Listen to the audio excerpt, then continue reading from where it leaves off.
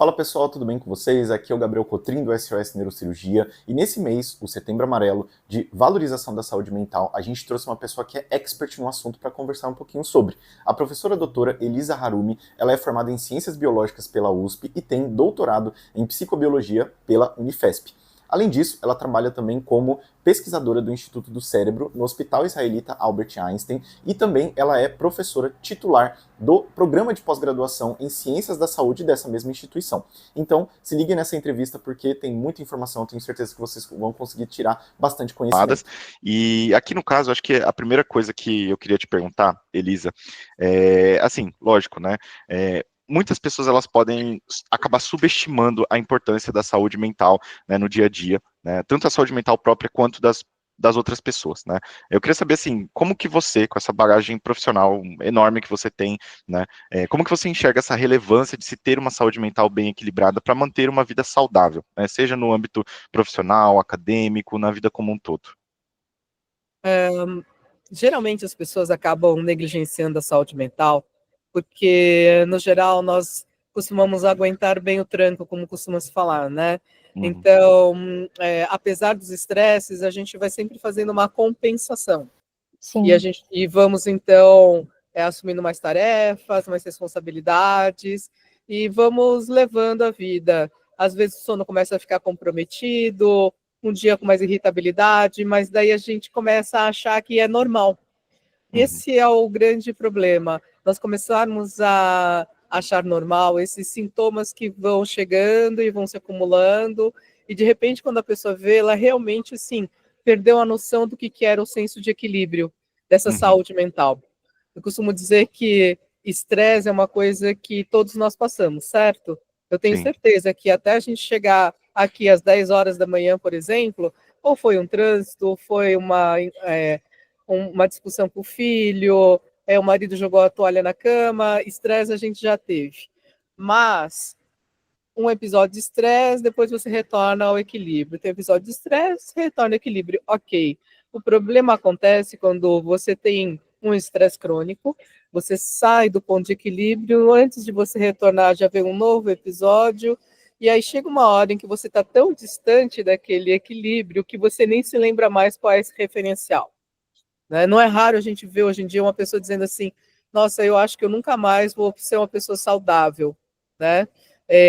Fisicamente ou mentalmente, porque a pessoa foi deixando de lado atividade física, foi deixando de lado se observar, ter um processo de autoconhecimento, seja por meditação, por grupos de suporte, amigos, ou psicoterapia mesmo, né? E chega um momento, então, que essa distância em relação ao referencial de saúde se torna tão grande que a pessoa se sente perdida. E aí, realmente, vai precisar de uma intervenção de um profissional especializado, né, em saúde mental. Um psicólogo, um psiquiatra, a medicação pode ser necessária, né? Entendi. Não, Sim. Elisa, perfeito. Não, sim, com certeza. Beleza. Elisa, e no caso assim, né, considerando, vamos dizer assim, toda essa introdução que você fez sobre essa questão do estresse, às vezes se tornar crônico, hoje em dia a gente tem, assim, muitas pessoas que a gente vê, principalmente nas redes sociais, né, que demonstram ali realmente esse momento em que, putz, a saúde já não está mais normal, a saúde mental, ela está um pouco afetada, e óbvio, né, você é uma pessoa que tem uma experiência muito grande nessa área, nesses estudos, muita gente, às vezes, não tem muita consciência de que a saúde mental, ela está afetada, né, e assim, acho que trazendo para um lado um pouco mais pessoal, o que você acha, o que você pode citar, por exemplo, de um desafio de saúde mental que você enfrentou, assim, no seu campo profissional, acadêmico, e claro, com toda essa experiência que você tem, com essas técnicas, como que você procura lidar com isso? Não necessariamente um desafio específico, mas quando você se vê ali em um momento de estresse maior, em uma situação delicada, como que você usa das próprias técnicas para poder, né, voltar ali para aquele estado mais padrão, vamos dizer assim? Uma coisa que eu acho importante é a pessoa desenvolver um senso de autoobservação. Então, as pessoas às vezes perguntam, como é que eu sei que eu estou precisando de ajuda, né? Às vezes eu acho que eu deveria buscar ajuda, mas eu não tenho certeza. Uma das principais maneiras é você observar se você está conseguindo fazer as suas atividades diárias de uma forma normal, como seria o seu normal, né? Ou seja, você está conseguindo se relacionar com as pessoas no seu dia a dia? Ou você está se irritando, está evitando as pessoas? Você está conseguindo trabalhar e ser produtivo, ou estudar e ser produtivo, certo? Você está conseguindo dormir bem? Né?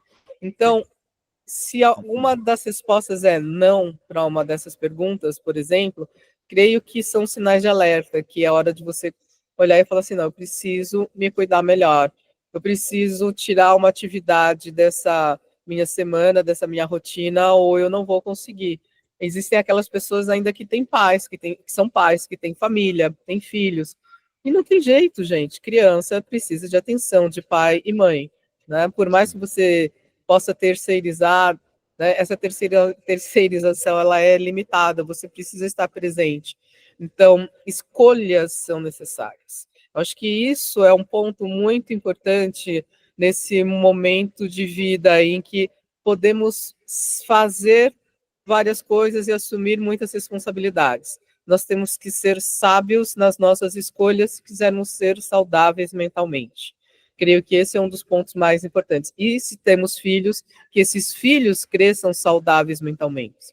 Né? Uma criança se sentindo negligenciada, ou sentindo que o pai e a mãe não estão devidamente presentes, vão também, né, desenvolver suas fragilidades. Então, é muito importante a gente ter claro, enquanto adultos responsáveis, que nós temos que fazer escolhas e as melhores escolhas possíveis pela nossa saúde e pela saúde da nossa família. Né? Então, do ponto de vista, do meu ponto de vista, eu acho que eu sempre fui uma pessoa que gosta de assumir várias atividades. Eu sou uma pessoa, vamos dizer assim, aquele tipo de pessoa apaixonada pela vida, né? Então, eu lembro desde adolescente que eu fazia a escola técnica federal, né? Era uma escola boa, forte de exatas, é por isso que eu fui para lá. Aí, no último ano, no terceiro ano, né, eu decidi fazer o cursinho para prestar vestibular para Ciências Biológicas na USP. E também era o ano que eu ia prestar o meu exame de faixa preta de Aikido. E eu me lembro daquela época, eu penso assim, era muita coisa, mas tinha uma coisa que me equilibrava, que era a minha paixão pelas três coisas. Né? Então, eu procurava dormir, isso sempre que eu podia, da melhor maneira. Né? Eu otimizava muito o meu tempo, sempre prestando muita atenção em aula. Isso é uma coisa até curiosa, que eu dou uma disciplina optativa para alunos de graduação aqui, né? Que se chama regulação emocional. Exatamente esse é o tema da disciplina optativa, né? Para ajudar as pessoas a manterem a motivação para cuidar. Né? Esse é o objetivo, inclusive, chama regulação emocional, né? Sustentando a motivação, né, para cuidar. E os alunos estavam falando que muitas vezes, quando a aula é muito densa, pesada, difícil, eles tendem a pegar o celular e se distraem no celular, né? E eles mesmos percebem que esse não é um bom hábito, né? A aula está difícil, ela está mais chata, tal. Eu vou pegar e vou me distrair. Depois você vai ter que levar o dobro do tempo, né? Estimando assim, para você conseguir entender a matéria sozinho.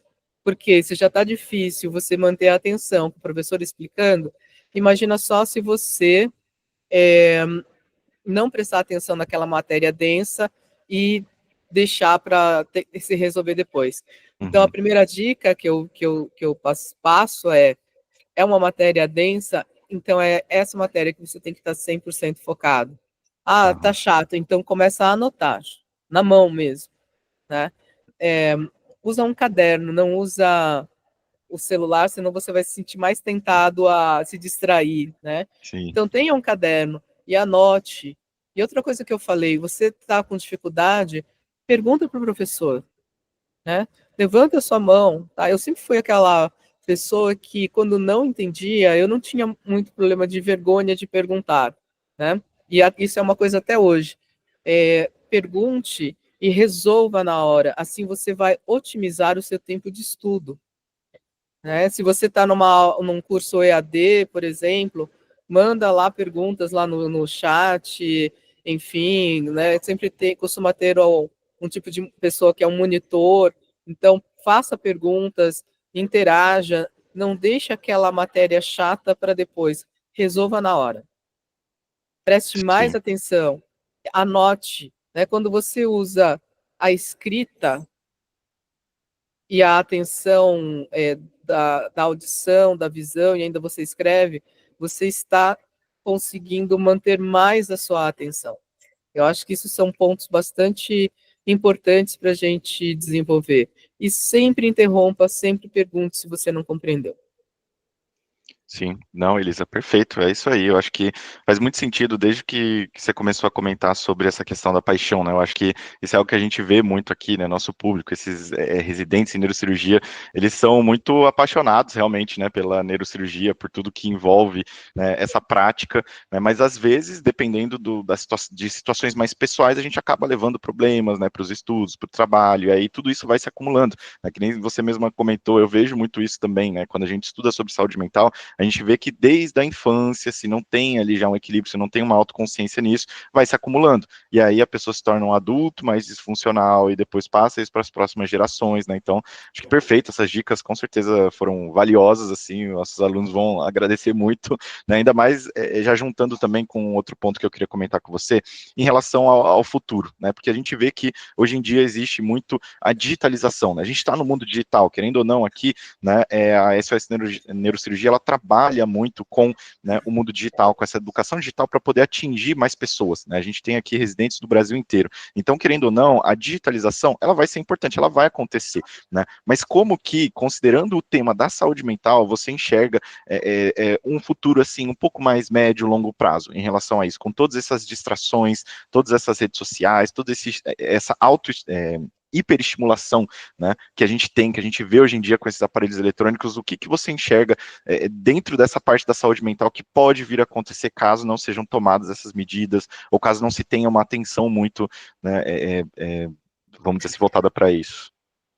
Eu estou lendo um livro que é Life in Three Dimensions, né, a vida em três dimensões, que foi escrita por um professor da Universidade de Chicago, que é um especialista em felicidade, no bem viver, né?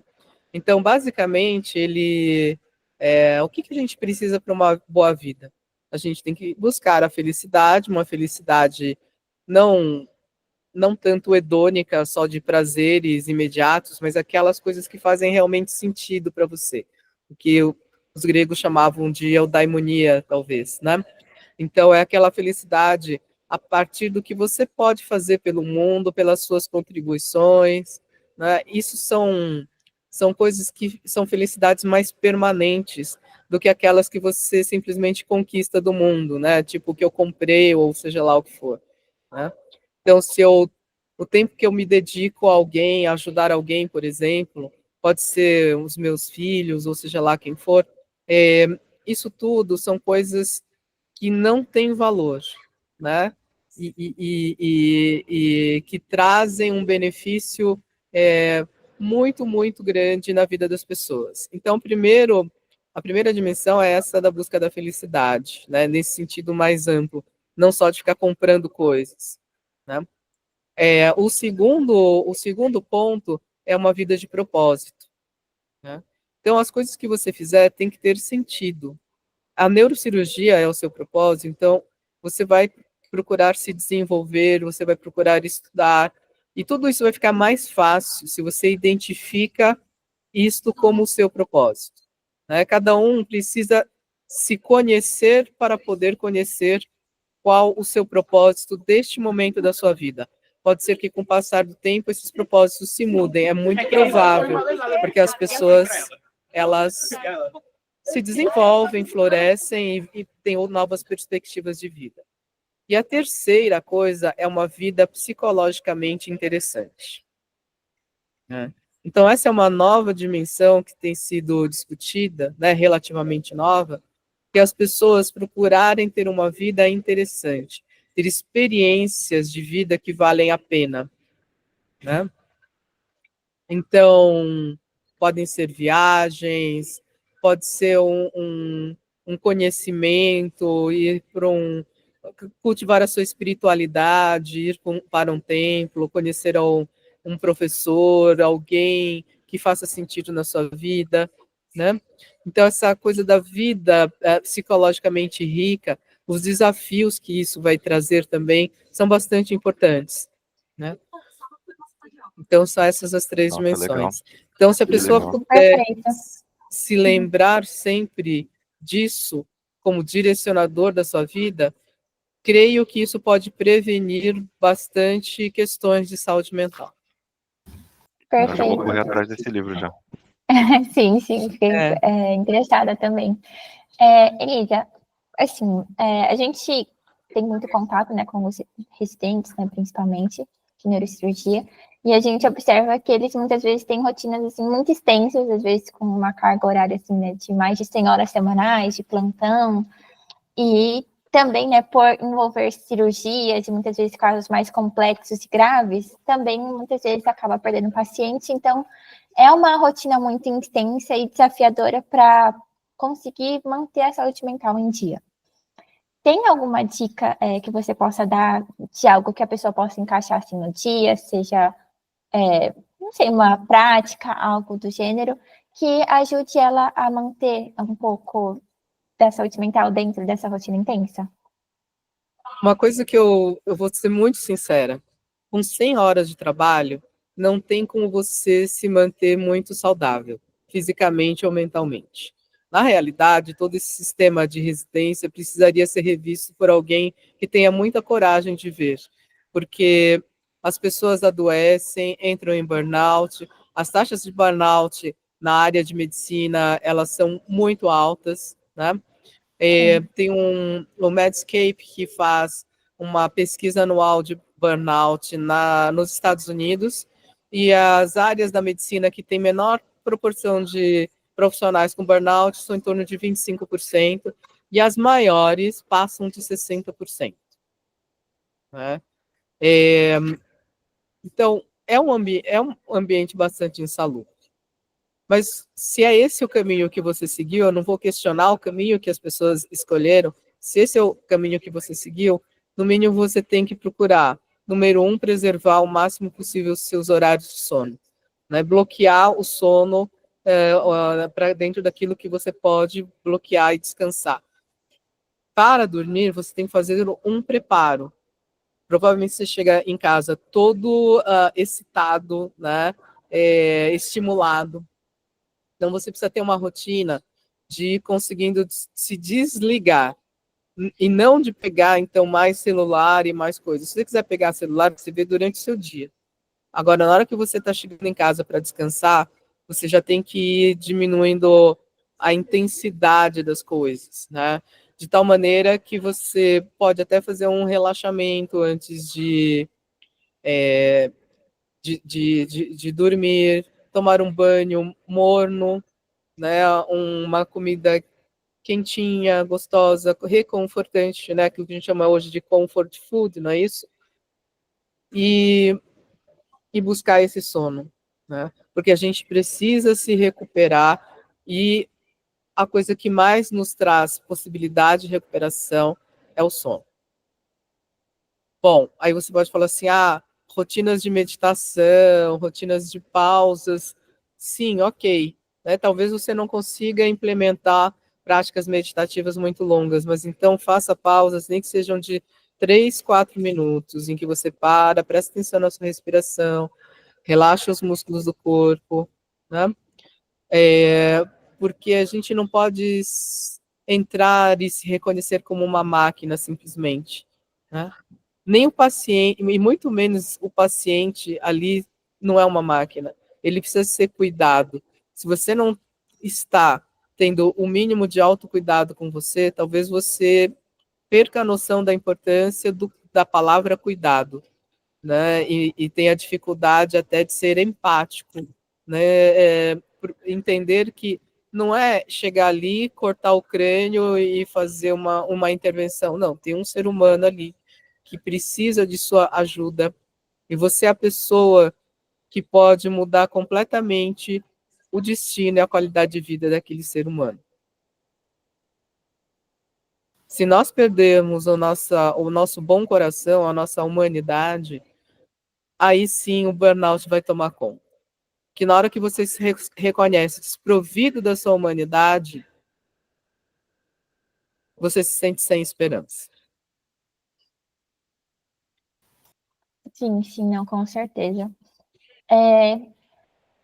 Realmente, né, um ambiente que é muito difícil e a gente vê realmente que as taxas de burnout, depressão, são muito altas. E tem alguns chefes de serviço, né, de residentes também que nos acompanham.